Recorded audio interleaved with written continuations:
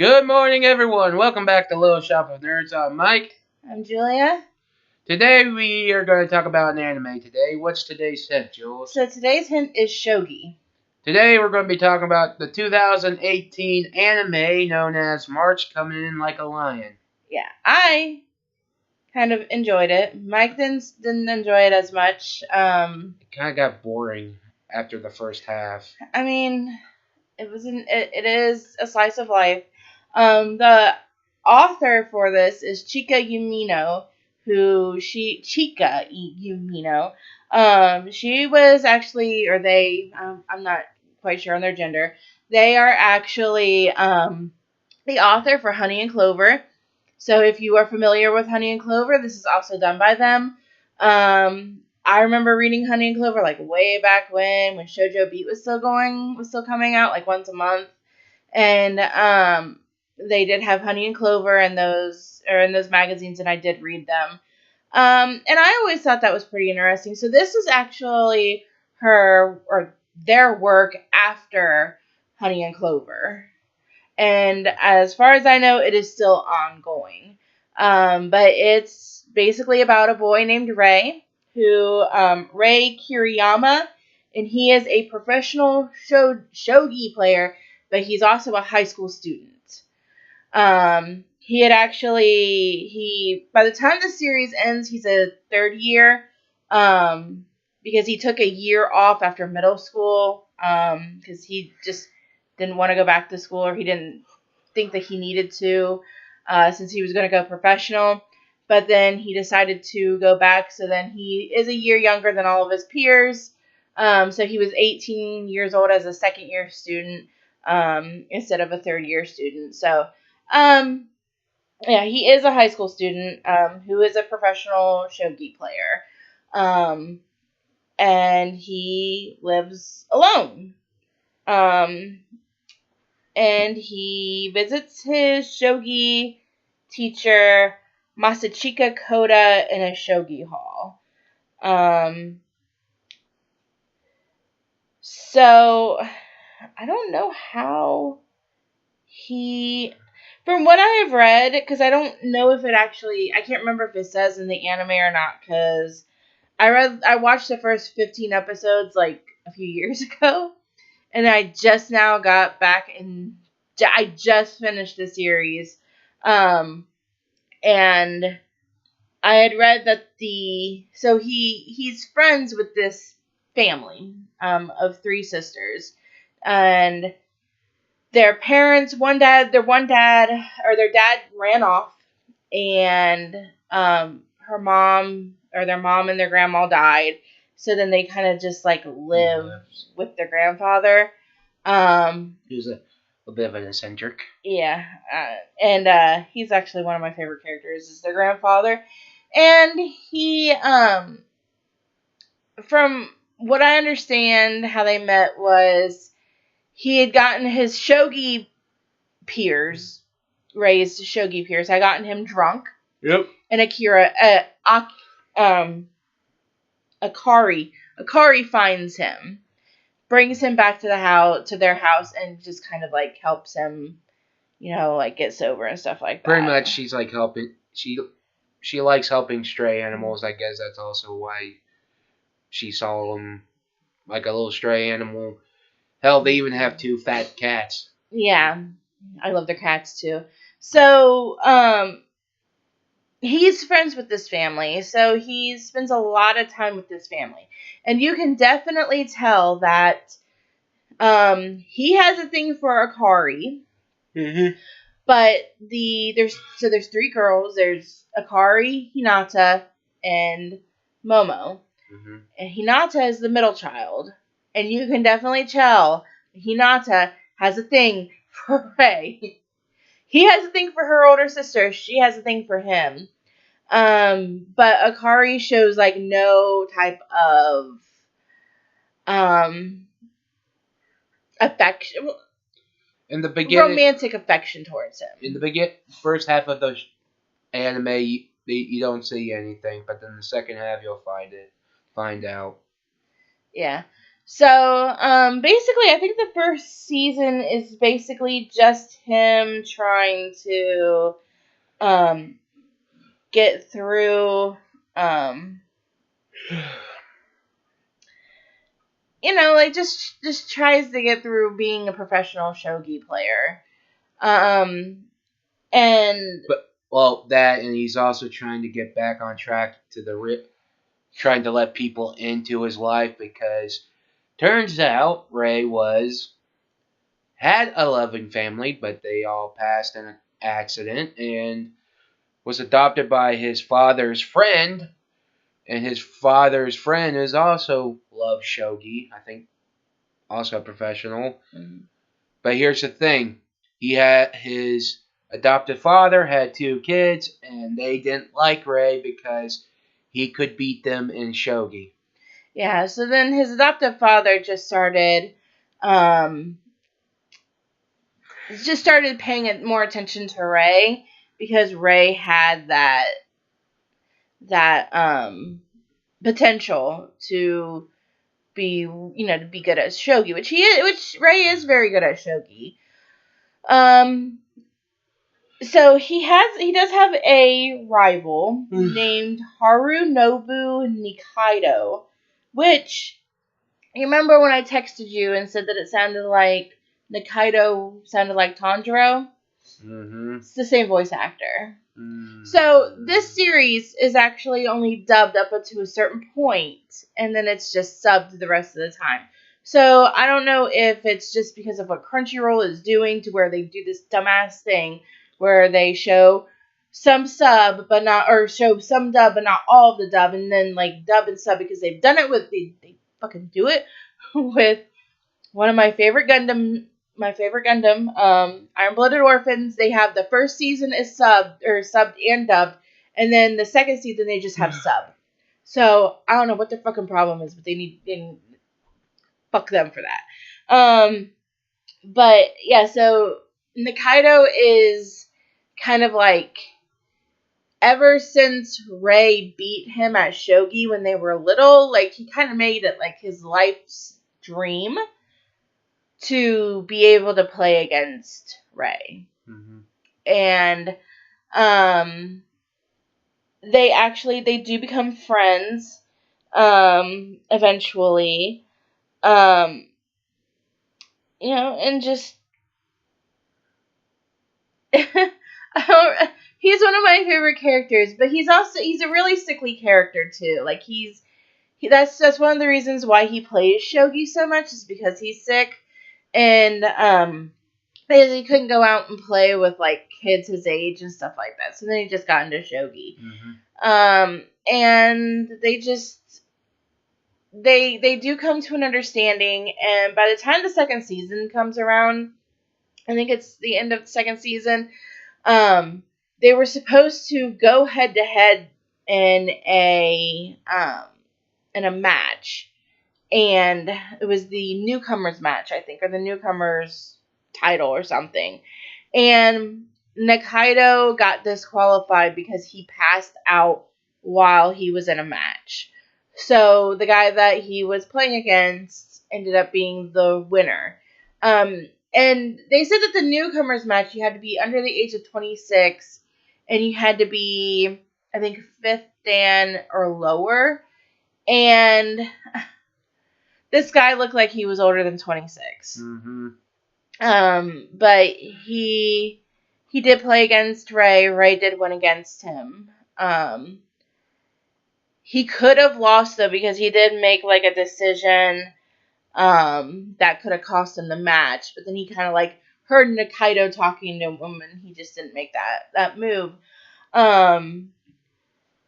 And so I actually want to talk about one of my favorite, I guess, arcs of this season, or of this series, and it's the Hinata getting bullied arc. So Hinata, like I said, she's the middle child of the family. She is a third-year middle schooler, so she is roughly about 3 years younger than Ray. Because by the time the series ends, Rei, like I said, is 19, and he's the third year. Hinata is probably about 16, getting ready to start her first year of high school. So, it's not the relate there. Like if there is a relationship there, which we didn't see in the series, but from what I've read about the manga, which I have not read the manga yet, it sounds like that there is some sort of relationship that develops between them. So it's not particularly bad because there's only like 3 years difference. But she has this friend named Chiho. Chiho gets bullied. I don't think they have a reason why. Teenage girls are assholes. so, um, so they just start bullying Chiho to the point where Chiho she stops coming to school, and then she ends up moving. Her and her mom end up moving to the same city that her dad lives in because they were living apart. And even then, she still hadn't gone back to school. She was meeting up with like a tutor or something every day. Yes. Helping out at this farm that was next door and stuff like that. But she just couldn't go back to school because of what those girls did to her. Yeah, and after she moved, the other one became a target. Yeah, because Hinata was trying to stand up for Chiho. Yeah, and part of that, the teacher knows, but didn't want to do shit. Yeah, like she just basically just kind of shut down and wouldn't even help, even though like Hinata had gone to her for help. Well, then the teacher eventually had a Nervous breakdown, like right in the classroom, because then they also kind of started bullying the teacher a little bit too. And then after that, she had to go to the hospital, and then she just never came back. So then the head teacher took over, and he got to the bottom of it, and he was the one that was like, this isn't, this shouldn't be happening, and he took care of it. But those girls didn't get the punishment that I thought that they deserved. Like, there was no punishment. So that ends up with like her group mates ended up they apologized for not helping her, and then they kind of became friends after that. Hinata did also get to see Chiho, like she went and visited Chiho, but even you could tell Chiho would shut down every once in a while when she was visiting, just because she couldn't, being around girls her own age was just traumatizing for her. And so then Hinata, okay, so when Hinata confessed that she was being bullied, Rei offered to, he wanted to save her like she saved him. And so then he started playing more shogi matches so he could win some more money. So if Hinata did have to transfer to another school, he was going to take care of the costs for that. Mm-hmm. So I think at that point, that's when his feelings started to change from Akari to Hinata. And like I said, it's not. Yeah, he's an adult, but it's not as bad as it could be, if you know what I mean. Mm-hmm. It's only like a 3-year difference. And ignore that. Chewy's behind me.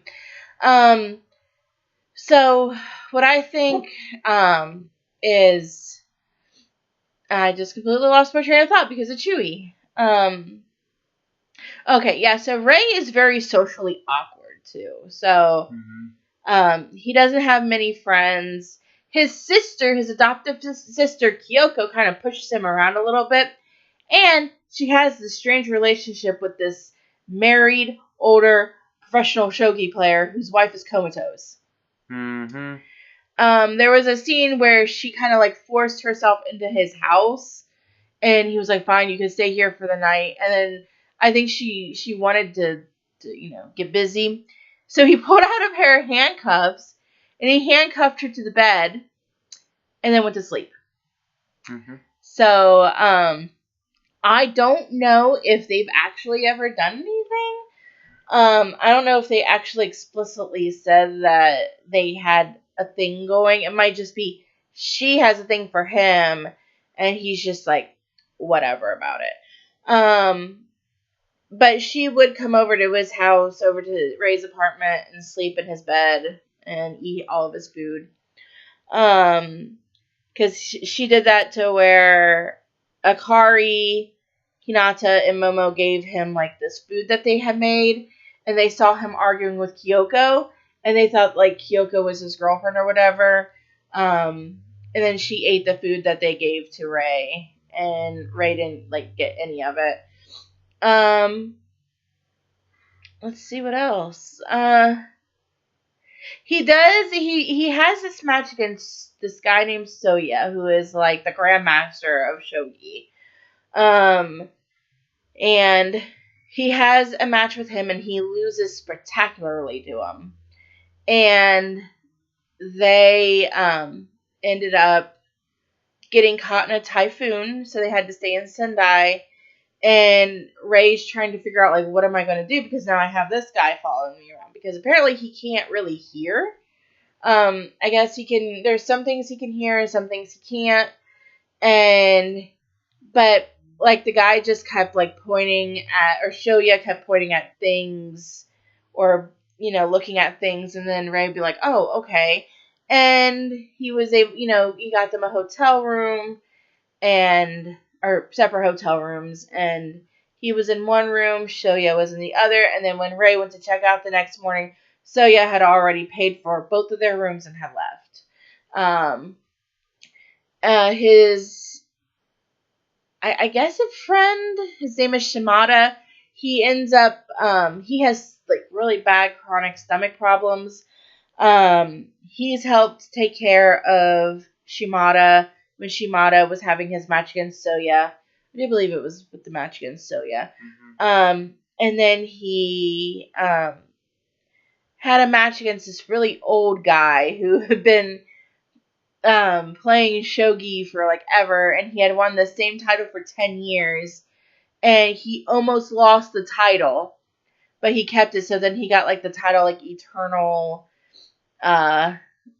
something, and Shimada lost it. But I don't really know if there's really a whole lot else that we could talk about. It's basically just like Ray living his day-to-day life as a shogi player. After 3 years, he does go back to his adoptive family's home. He did run into his adoptive father after a shogi match, and then he went back to his parents' house, or his adoptive parents' house, to see his adoptive mother. And they talked, and she said, would things have been different if he was actually my real son, and stuff like that. And he's like, he did say that he'll go back again, and then that's where the series ends. The manga is still ongoing, so like I said, I have not read the manga yet. That's actually going to be on my list to read. I do want to see how it differs from the anime, because I have noticed that anime that are coming out now, they don't have as much filler as they used to. Like Bleach, oh my god, Bleach and Naruto were some of the worst series to have fillers, and now people they would just rather have just the story, so then they don't have as much filler as they used to. Mm-hmm. So that's actually going to be on my list to read, is March Comes In Like a Lion. Mike didn't really care for it. I liked it. The first, I do have to mention this. So the first season, or opening theme was, I don't remember the name of it, but it was sung by Bump of Chicken. And I only know who Bump of Chicken is because they did the opening theme for Tales of the Abyss, which is a game, but it's also an anime. It is on Crunchyroll, so if you guys want to check out the anime, check it out because it's cool. So that has been our review of March Comes In Like a Lion. If you noticed, we're going to be putting this out on Saturday because that is the 1st of March. Because it was originally supposed to go out on the 2nd, but it's going to go out on the 1st instead. And then we'll just go back to Fridays. So, that's it. Yep. Do you have any thoughts you want to add to that, Mike? I didn't like it. That's it. See, Mike didn't like it. So, anyways, that is it for today. So, next week's hint is going to be Brain. All right. So, we're going back to movies next week. So, we'll see you guys next week. Bye. Bye.